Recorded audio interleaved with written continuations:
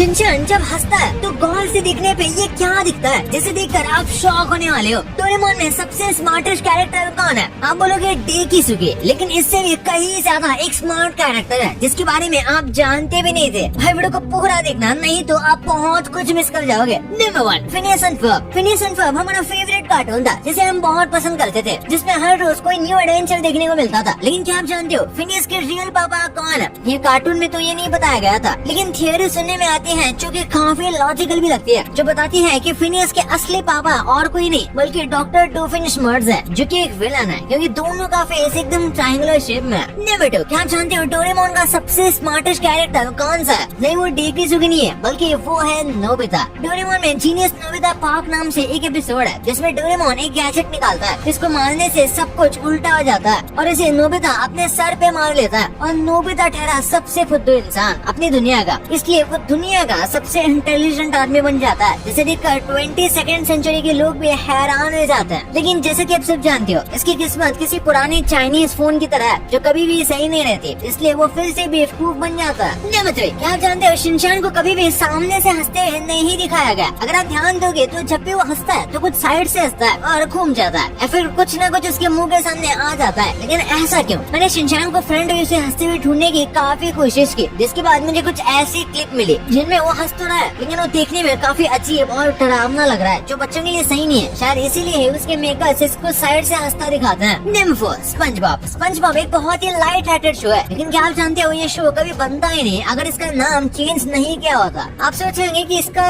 कोई name change नहीं हुआ। असल में स्पंजबॉब को पहले स्पंज बॉय के नाम से रिलीज किया जाने वाला था और शो का नाम था स्पंज बॉय ahoy, जिसे कुछ ट्रेडमार्क इश्यूज की वजह से चेंज करना पड़ा। Number 5, Lion King. Lion King हम सबने देखे, उसका कार्टून भी और उसकी लाइव एक्शन मूवी भी, लेकिन उसकी डिटेल मोस्टली लोग नहीं जानते, जो उस कार्टून की रियलिटी को बहुत अच्छी तरीके से दिखाती है। क्या जानते हो लायन किंग में स्कार ही सिर्फ एक ऐसा लायन है जिसके आप पंजे यानी कि क्लॉज देख सकते हो, जो इस बात को दिखाता है कि वो हमेशा लड़ने के लिए तैयार रहता है और कभी कभी अपने दोस्तों पर अटैक कर सकता है, इसलिए वो भरोसे के बिल्कुल लायक नहीं है। नंबर 6, क्या आप जानते हो श्रेक के डायरेक्टर की इस मूवी की वजह से जान भी जा सकती थी। 2001 में जब श्रेक की मूवी बन रही थी तब उसके डेवलपर्स को पानी का सिमुलेशन स्टडी करने के लिए मड शावर लेने पड़े थे, यानी कि उन्हें कीचड़ में नहाना पड़ा था। जिसके बाद आर्ट डायरेक्टर ने भी पानी का सिमुलेशन स्टडी करने के लिए मड शावर लेना पड़ा था। जिसके बाद आर्ट डायरेक्टर ने मंगोलिया जाकर वहाँ के प्लांट्स पर स्टडी की थी श्रेक का स्वयं तैयार करने के लिए। जिसके बाद उन्हें एक एलिगेटर का भी सामना करना पड़ा था और वो इनके पीछे काफी देर भागा, लेकिन उन्हें कुछ नुकसान नहीं हुआ। Number 7, Doraemon. डोरेमोन में देखा जाए तो सबसे अमीर डोरेमोन ही है, क्योंकि वो चाहे तो वो छोटा सा हीरा लेकर उसे बिग लाइट से पढ़ा करके बहुत अमीर बन सकता है। लेकिन ये तो 2 नंबर के काम है। हम असली पैसे वाले बंदे की बात करते हैं जो है सुनियो। बेशक हम सब जानते हैं वो बहुत अमीर है, लेकिन उसके पापा के पास इतना पैसा आया कहाँ से? सुनियो के पापा का नाम है मिस्टर होनेकावा, जिन्हें बहुत कम दिखाया जाता है और वो बहुत ही सक्सेसफुल बिजनेसमैन है, जिनके बहुत सारे फ्रेंड्स हैं, जिनसे मिले सामान को सुनियो शो ऑफ करता रहता है। Number 8, courage the cowardly dog.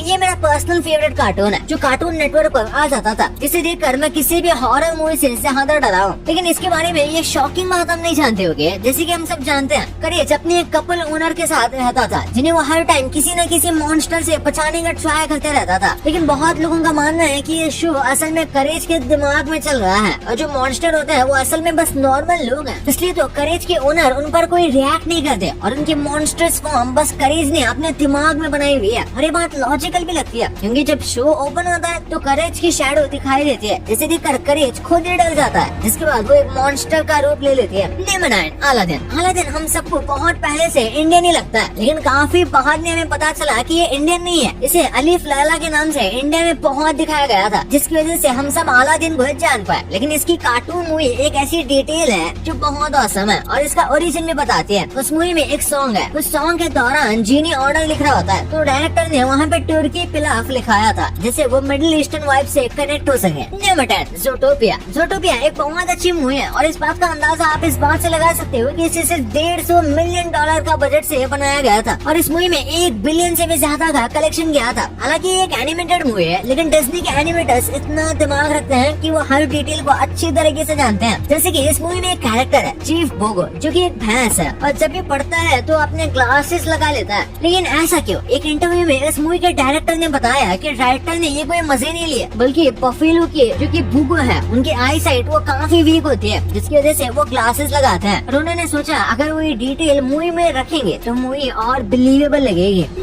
Monster university ये डिज्नी की एक फिल्म है जिसे पिक्सर स्टूडियोज ने बनाया था, जिसे आप में से लोगों ने देखा ही होगा। अगर नहीं देखा तो देख लो, जिन्होंने नहीं देखा उनके लिए बता दूं, ये मूवी एक ऐसी यूनिवर्सिटी के बारे में है जहाँ पर मॉन्स्टर्स को सिखाया जाता है कि कैसे सबसे डरावने मॉन्स्टर्स बने। इसके एक सीन में एक पोस्टर दिखाया गया है जिस पर लिखा होता है विंड्स ऑफ चेंज, और इस मूवी का कैरेक्टर जो कि गिरगुट होता है वो एग्जैक्ट यही लाइन को बोलता है। नेक्स्ट हिडन डिटेल, इस मूवी की रियल लाइफ में भी एग्जिस्ट करती है। सुली और माइक एक कैफे के पास कई बार गुजरते हैं जिसका नाम हिडन सिटी कैफे है, जो कि रियल में भी एग्जिस्ट करता है, जो कि रिचमंड कैलिफोर्निया में है। लेकिन सबसे अमेजिंग बात तो ये है कि इसी कैफे पर कई सारी पिक्सर मूवी का डिस्कशन हुआ था, जैसे मॉन्स्टर इंक, वॉल-ई, फाइंडिंग नेमो और बहुत कुछ। नंबर 12, मुलन। ये डिज्नी का एक बहुत ही फेमस कैरेक्टर है जिसके ऊपर हाल ही में एक लाइव एक्शन मूवी भी बनी थी, जिसने कुछ खास तो परफॉर्म नहीं किया, लेकिन इसका एनिमेशन काफी पॉपुलर था, जिसकी सक्सेस को कैश करने के लिए मूवी बनी थी, पर अफसोस ऐसा नहीं हो पाया। लेकिन इस एनिमे में ऐसी डिटेल है जिसे बहुत बड़े डिटेल कैचर भी नहीं कैच कर पाए, वो है म्यूलन की आई लैशेस। क्योंकि मूवी के शुरू में म्यूलन के आई लैशेस को बड़ा दिखाया गया, क्योंकि बड़ी आई लैशेस एक औरत होने की निशानी होती है और एक ऐसी टेक्निक है जिसे कार्टूनिस्ट यूज करते हैं फेमिनिटी दिखाने के लिए। लेकिन जब मूवी में जब